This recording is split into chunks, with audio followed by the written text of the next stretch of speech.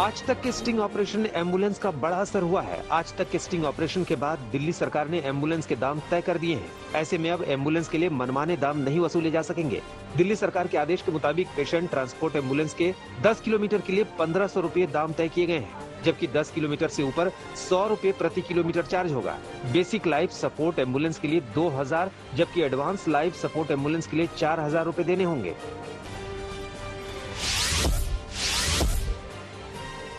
Ambulance service को लेकर दिल्ली सरकार ने अपने आदेश में साफ किया है कि अधिकतम दरों में सभी सर्विस जैसे ऑक्सीजन, एम्बुलेंस उपकरण, PPE kit, gloves, mask, sanitization, driver, EMT, driver का चार्ज भी शामिल होगा। तय रेट से ज्यादा पैसे वसूलने वालों पर सख्त कार्रवाई की जाएगी, जिसके मुताबिक एम्बुलेंस ड्राइवर का ड्राइविंग लाइसेंस कैंसिल किया जा सकता है, एम्बुलेंस का रजिस्ट्रेशन सर्टिफिकेट कैंसिल किया जा सकता है, साथ ही एम्बुलेंस पर प्रतिबंध भी लगाया जा सकता है। दिल्ली में पहली बार 730 मीट्रिक टन ऑक्सीजन भेजे जाने पर अरविंद केजरीवाल ने पीएम मोदी का आभार जताया है। अरविंद केजरीवाल ने कहा कि अगर दिल्ली को लगातार 700 मीट्रिक टन ऑक्सीजन की सप्लाई होती है तो ऑक्सीजन की कमी से मरीजों की मौत नहीं होगी। केजरीवाल ने कहा कि ऑक्सीजन की सप्लाई बढ़ने से अस्पतालों में मरीजों के लिए बेड भी बढ़ाए जा सकते हैं। केजरीवाल ने केंद्र सरकार से अपील की है कि अब दिल्ली में ऑक्सीजन की सप्लाई घटाई ना जाए। पहली बार केंद्र सरकार ने 730 टन ऑक्सीजन भेजी है। हम तहे दिल से दिल्ली की जनता की तरफ से उनका मुख्यमंत्री होने के नाते मैं केंद्र सरकार का बहुत बहुत शुक्रिया अदा करता हूं। जब तक ये कोरोना की सेकंड वेव कम नहीं हो जाती, हमें डेली 700 टन ऑक्सीजन की ज़रूरत है। ऐसा ना हो कि कल 700 टन आई और आज फिर से 400-300 टन आ जाए, फिर से सारे अस्पतालों के अंदर हाहाकार मच जाए। ऑक्सीजन की सप्लाई को लेकर सुप्रीम कोर्ट में सुनवाई के दौरान केंद्र सरकार ने कहा, दिल्ली के अलावा अन्य राज्य भी हैं जहां पर ऑक्सीजन की डिमांड बढ़ रही है। राजस्थान, हिमाचल प्रदेश, जम्मू कश्मीर जैसे राज्यों में ऑक्सीजन की मांग लगातार बढ़ती जा रही है। जब सुप्रीम कोर्ट की ओर से कहा गया कि आप ऑक्सीजन बढ़ाइए क्योंकि दिल्ली को 700 मीट्रिक टन ऑक्सीजन देना होगा, इस पर केंद्र सरकार ने कहा कि ऐसी सूरत में अन्य राज्यों की ऑक्सीजन सप्लाई में कटौती करनी होगी। कोरोना वायरस संक्रमण की दूसरी लहर का सामना कर रही राजधानी दिल्ली में 19,133 नए केस आए हैं, जबकि कोरोना के चलते 335 लोगों की मौत हुई है। राजधानी दिल्ली में फिलहाल कोरोना के 90,000 से ज्यादा एक्टिव केस हैं।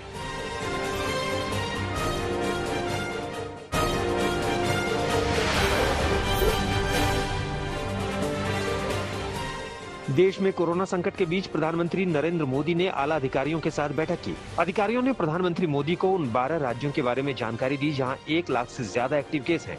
बैठक में पीएम मोदी ने अधिकारियों को राज्यों की स्वास्थ्य सेवाओं के बुनियादी ढांचे में सुधार के लिए सहायता करने का निर्देश दिया। इस बैठक में गृह मंत्री अमित शाह और रक्षा मंत्री राजनाथ सिंह भी मौजूद थे।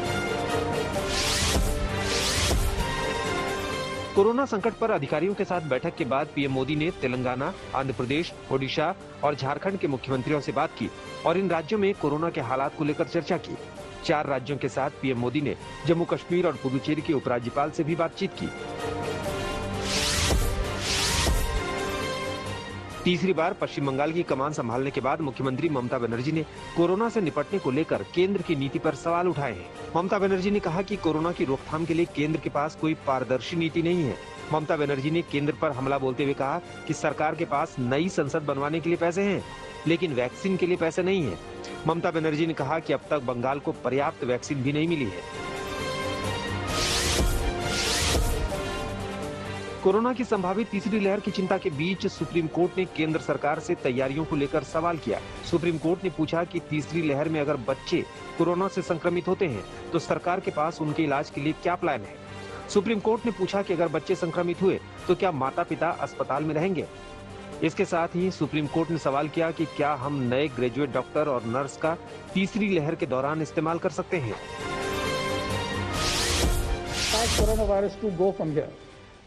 A phase 3 is inevitable, given the high levels of circulating virus, but it's not clear on what time scale this phase 3 will occur.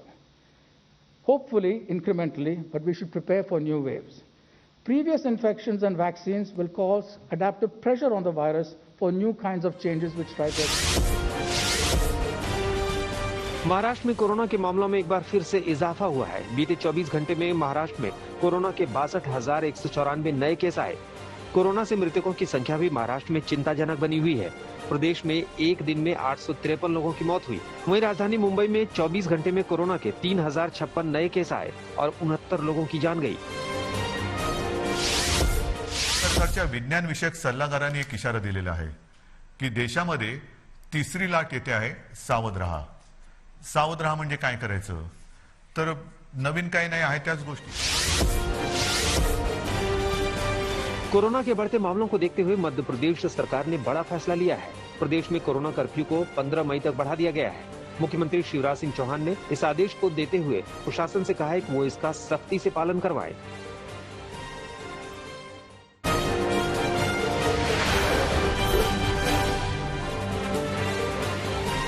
UP में कोरोना के 26,780 नए केस आए हैं, जबकि 28,000 से ज्यादा मरीज ठीक हुए। बीते 24 घंटे में प्रदेश में कोरोना से 353 लोगों की जान गई। दिल्ली से सटे यूपी के नोएडा में कोरोना से 1227 नए केस मिले, जबकि 13 लोगों की मौत हुई। पश्चिमी यूपी में कोरोना के केस तेजी से बढ़ रहे हैं। मुरादाबाद में 1300, गाजियाबाद में 900 और मुजफ्फरनगर में कोरोना संक्रमण के 700 से ज्यादा नए केस आए। यूपी की राजधानी लखनऊ से राहत भरी खबर है, जहां कोरोना संक्रमण के मामलों में तेजी से गिरावट देखी जा रही है। बीते 24 घंटे में लखनऊ में 1865 नए केस आए, जबकि 3755 मरीज ठीक हुए। कोरोना से लखनऊ में 65 लोगों की जान गई है। इस बीच लखनऊ में 5 जून तक धारा 144 लगा दी गई है। उत्तराखंड में कोरोना संक्रमण के मामले रिकॉर्ड तेजी से बढ़ते जा रहे हैं। बीते 24 घंटे में उत्तराखंड में कोरोना के 8,517 नए मरीज मिले, जबकि कोरोना के चलते 151 लोगों की मौत हुई, जो एक दिन में प्रदेश में मृतकों की संख्या सबसे बड़ी है। उत्तराखंड में कोरोना के एक्टिव केस बढ़कर 65,000 के करीब पहुंच गए हैं। कोरोना का गंभीर संकट कर्नाटक में भी बना हुआ है। बीते 24 घंटे में कर्नाटक में कोरोना के 49,058 नए केस आए हैं, जबकि कोरोना से 328 लोगों की मौत हुई। राज्य की राजधानी बेंगलुरु में कोरोना का सबसे ज्यादा कहर है, जहां 23,000 से ज्यादा नए केस आए हैं। दक्षिण के राज्य केरल में भी कोरोना संक्रमण लगातार बढ़ता जा रहा है। एक दिन में केरल में कोरोना के 42,464 नए केस आए हैं, जबकि कोरोना के चलते 63 मरीजों की मौत हुई। प्रदेश में फिलहाल 3,91,000 के करीब एक्टिव केस हैं। गुजरात में काफी दिनों बाद कोरोना के नए मरीजों की तुलना में ठीक होने वाले मरीज बढ़े हैं। प्रदेश में कोरोना के 12,445 नए केस आए, जबकि 13,021 मरीज ठीक हुए। प्रदेश में कोरोना से 123 लोगों की जान गई है। गुजरात में कोरोना के सबसे ज्यादा केस अहमदाबाद से सामने आ रहे हैं, जहां 3,800 से ज्यादा नए मरीज मिले। गुजरात हाईकोर्ट की फटकार के बाद गुजरात सरकार ने कोरोना मरीजों के लिए पॉलिसी का ऐलान कर दिया। गुजरात सरकार के आदेश के मुताबिक 108 एम्बुलेंस या प्राइवेट गाड़ी में आने वाले हर मरीज को अस्पताल में भर्ती करना होगा।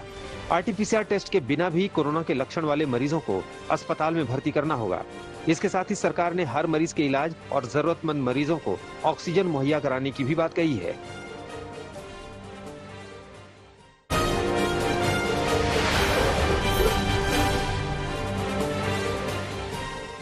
पश्चिम बंगाल में चुनाव के बाद हिंसा का सिलसिला अभी भी जारी है।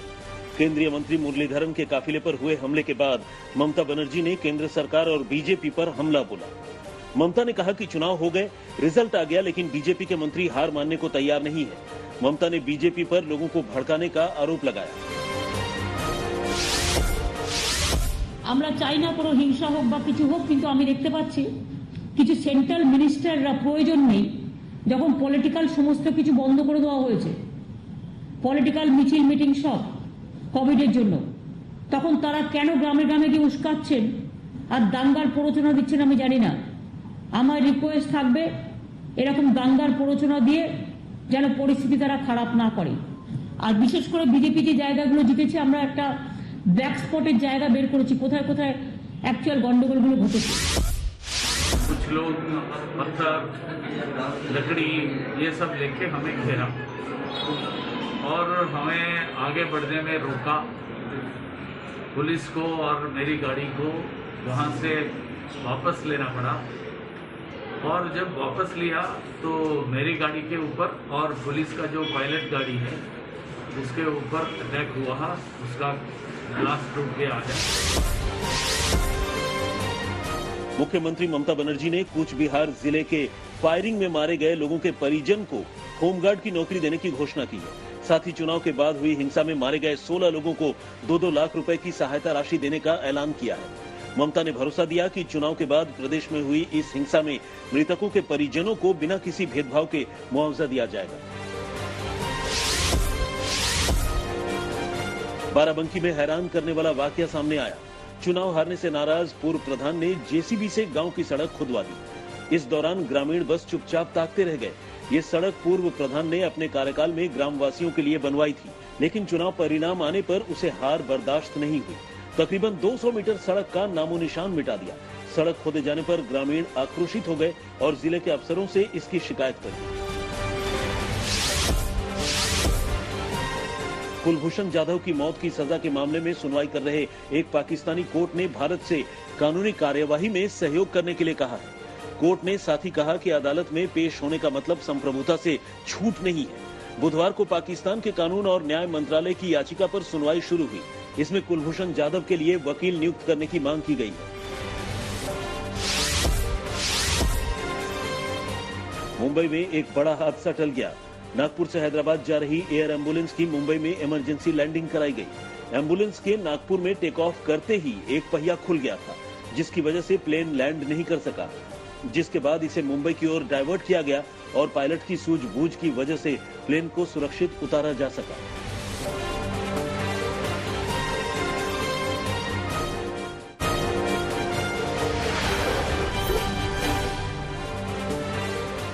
अमेरिका ने कोरोना वैक्सीन को लेकर बड़ी घोषणा की है।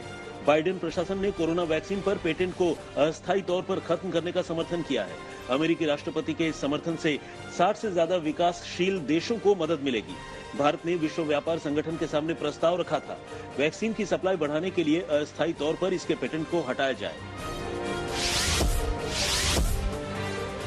बाइडेन प्रशासन के दूसरे देशों को कोरोना वैक्सीन बनाने के लिए जरूरी जानकारी देने का फ्रांसीसी राष्ट्रपति इमैनुअल मैक्रों ने स्वागत किया है। साथ ही अमीर देशों को तत्काल प्राथमिकता रखते हुए गरीब देशों को कोरोना वैक्सीन से मदद करने की बात कही है। फ्रांस सोमवार से 50 से ऊपर के उम्र के लोगों को वैक्सीन लगाएगा। अभी तक यहां 55 से अधिक उम्र वाले लोगों को वैक्सीन लगाई जा रही थी। ऑस्ट्रेलिया से न्यूजीलैंड के लिए शुरू की गई क्वारंटीन मुक्त यात्रा पर न्यूजीलैंड की सरकार ने रोक लगाई है। हाल के दिनों में ऑस्ट्रेलियाई राज्य न्यू साउथ वेल्स में बढ़ते कोरोना के मामलों को देखते हुए न्यूजीलैंड की सरकार ने फैसला लिया। 2 दिनों के बाद न्यूजीलैंड की सरकार दोबारा इसकी समीक्षा करेगी। बढ़ते कोरोना मामलों को देखते हुए ऑस्ट्रेलिया शहर सिडनी में फिर से कई प्रतिबंध लगाए गए। मास्क को जरूरी किया गया। किसी भी समारोह में एक साथ 20 से ज्यादा लोगों के इकट्ठा होने पर पाबंदी लगाई गई। सरकार ने लोगों से घरों में रहने की गुजारिश की है। इंडोनेशियाई सरकार ने कोरोना वायरस संक्रमण पर लगाम लगाने के लिए देश भर में कई पाबंदी लगाई है। ईद के दौरान लोगों के देश में यात्रा पर रोक लगाई गई है। 6 मई से 17 मई तक पाबंदी लागू रहेगी। ईद उल फितर को देखते हुए ये फैसला लिया गया।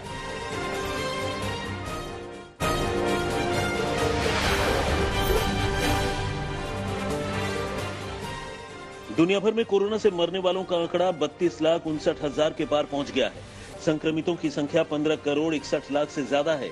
वहीं 13 करोड़ 35 लाख से ज्यादा लोग कोरोना को मात दे चुके हैं। रूस के साथ बढ़ती यूक्रेन की तल्खी के बीच यूक्रेन को अमेरिका का साथ मिला। अमेरिकी विदेश मंत्री एंटनी ब्लिंकन ने कहा कि अमेरिका यूक्रेन के साथ अपने संबंधों को और मजबूत करेगा। रूस के आक्रामक हरकतों को देखते हुए अमेरिका यूक्रेन का साथ देगा। यूक्रेन के दौरे पर अमेरिकी विदेश मंत्री एंटनी ब्लिंकन है। हाल के दिनों में रूस यूक्रेन की सेनाओं के बीच जंग जैसे हालात दिखे हैं।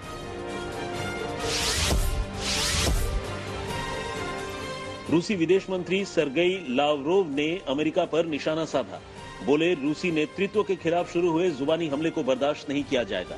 अमेरिका ने संयुक्त राष्ट्र सुरक्षा परिषद और यूरोपीय यूनियन के साथ मिलकर रूस पर कई प्रतिबंध लगाए हैं। अर्मेनियाई दौरे पर गए रूसी विदेश मंत्री ने पत्रकारों से बात करते हुए ये बात कही।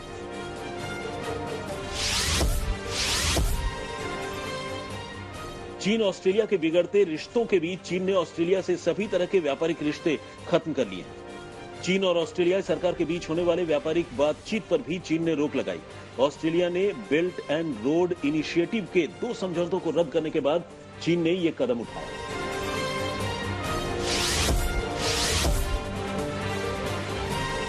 फ्रांस ब्रिटेन के बीच मछली पकड़ने को लेकर शुरू हुआ विवाद थम नहीं रहा है। जर्सी नाम के ब्रिटिश चैनल द्वीप के पास अपने नावों के साथ फ्रांसीसी मछुआरों ने प्रदर्शन किया। फ्रांस के समुद्री सीमा से जर्सी द्वीप सटा हुआ है। बढ़ते विवाद को देखते हुए फ्रांस की सरकार ने जर्सी द्वीप को बिजली कटौती की धमकी दी। विवाद बढ़ने के बाद ब्रिटेन ने अपने नौसेना के जहाज भेजे।